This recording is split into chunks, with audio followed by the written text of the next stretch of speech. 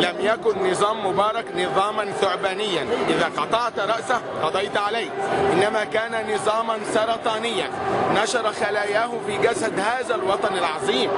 فما معنى حل مجلس الشعب والشورى عبارة عن 900 عضو وترك 52,000 عضو مجالس محلية؟ هي قاعدة سرطانية.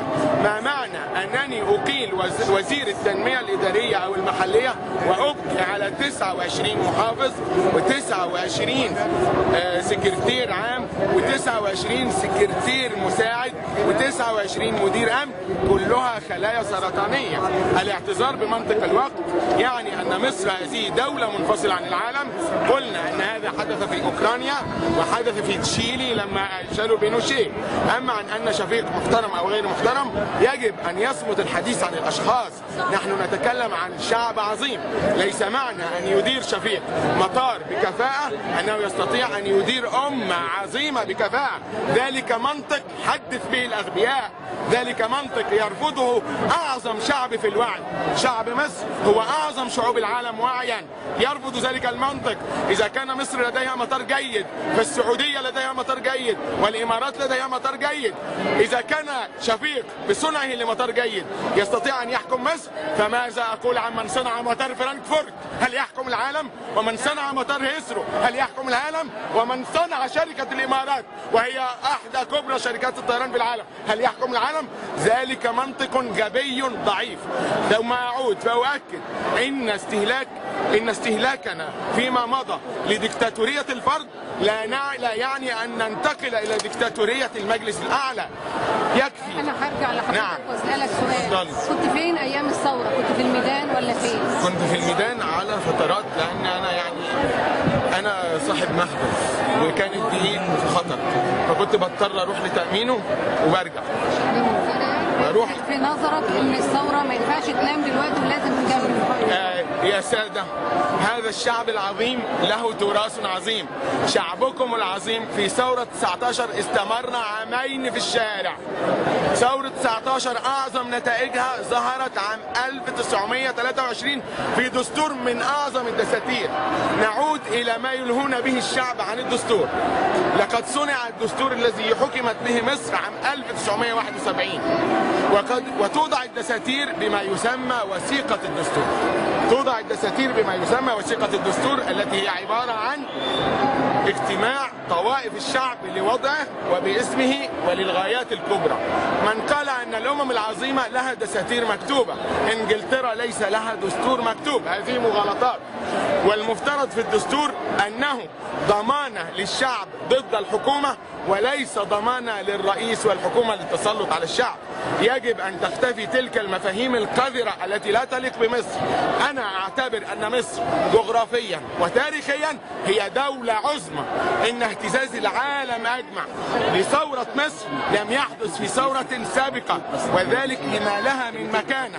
إن جلوس أحمد شفيق، وهذا نموذج بسيط، بذلك الأسلوب الرخيص الذليل أمام ديفيد كاميرون منذ يومين كما كان يجلس مبارك أمام أوباما يضع قدما فوق الأخرى ومبارك يجلس في منتهى الأدب، كان ديفيد كاميرون منذ يومين يضع ساقا على الأخرى ويجلس أحمد شفيق في منتهى الأدب. يا سيدي أنت الأعظم، إذا لم تكن تستطيع أن تتحدث عن الشعب الأعظم فعليك أن تستقيل. وأما إذا كنتم تتحدثون عن أنه رجل محترم فأنا لا أعتقد أنه قد صنع كما صنع شارل دي جول لفرنسا لما قام الفرنسيون في شبابهم في 68 عام 68 برفض الفساد في وجود شارل دي جول، احترم إرادة الشعب ولجأ إلى اقتراع حر بلجنة محايدة مستقلة. ولما رأى الشعب ولما رأى دي جول أنه يقف ضد رغبة الشعب استقال وتنحى ومات دي جول عام 69. فما كان من جورج بومبيدو رئيس جمهورية فرنسا إلا أن قال مات دي جول وأصبحت فرنسا أرملة. المحترمون من يحترمون إرادة الشعب. يا مجلس العسكري، لا نريد أن ننتقل من ديكتاتورية الفرد إلى ديكتاتورية مجلس عسكري. إن فرض ال6 أشهر دون شفافية هو فرض لا نفهمه. نريد أن تكون كل الأمور شفافية.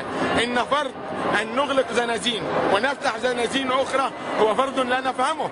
كانت الزنازين مفتوحة للشرفاء، من قال أن صفوت الشريف شريف، من قال أن فتحي سرور شريف، من قال أن زكريا عزمي شريف، من قال أن محمد أبو العلي شريف، من قال أن حسن راتب شريف، من قال أن كامل أبو علي شريف، من قال أن محمد مصلحي شريف، من قال. وإذا كان كل هؤلاء أنا أتهمهم بالباطل فعلينا بمحاكمة يرأسها قضاة عادلون. من قال أن ممدوح مرعي أو عبد المجيد محمود يصلحون لمحاكمة زملاء الأمس، أين هشام البسطويسي؟ وأين زكريا عبد العزيز؟ وأين محمد قنصوة؟ أنا أشكركم أيها المجلس العسكري وأنا أقدر دوركم، ولكن أنتم لستم جيش مصر، أنتم جيش شعب مصر، أنتم جيش شعب مصر، كلكم مصريون. الحمد لله لم نصل إلى مرحلة المرتزقة ولن تصل إليها مصر.